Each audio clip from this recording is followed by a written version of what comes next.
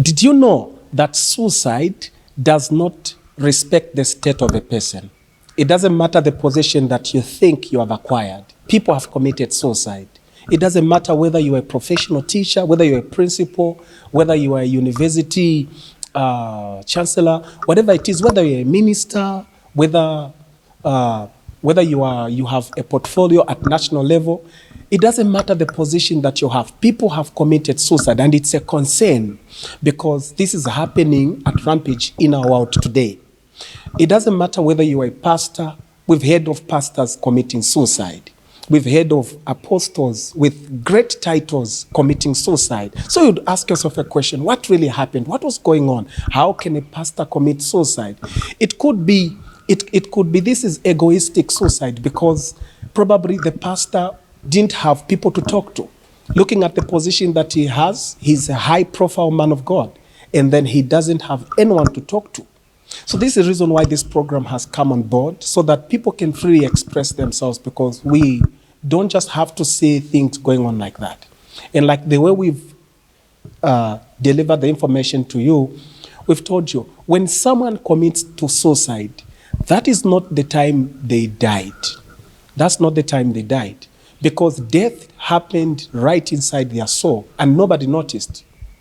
Because there's a lot of pretense today in our social medias, on our social platforms. People pretend to live the life that they are not actually living. And there's so much pretense going on today in our world today. And you can't even know. You have a friend, you have a best friend, you had lunch with him in town yesterday. Today you hear he has taken his life. You begin to ask yourself some questions.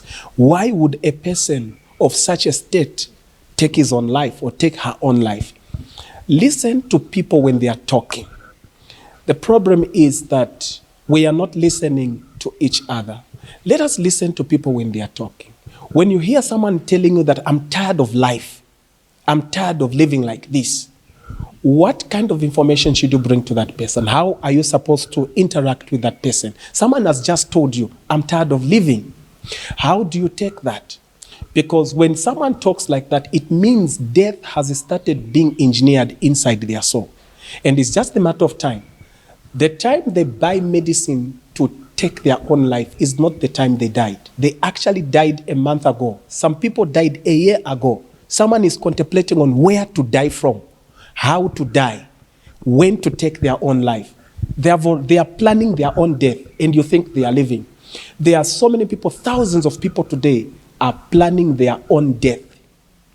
And you can't understand why. You see people driving, you see people going for work, they're just waiting for time. When time comes, you hear, and they don't announce. Haven't you noticed that people don't announce when they want to commit suicide? When you see someone saying, I'm going to kill myself, I'll kill myself, just not to say, no, they are not ready to die. Those that kill themselves, they don't announce. They don't even tell you they have gone to buy medication.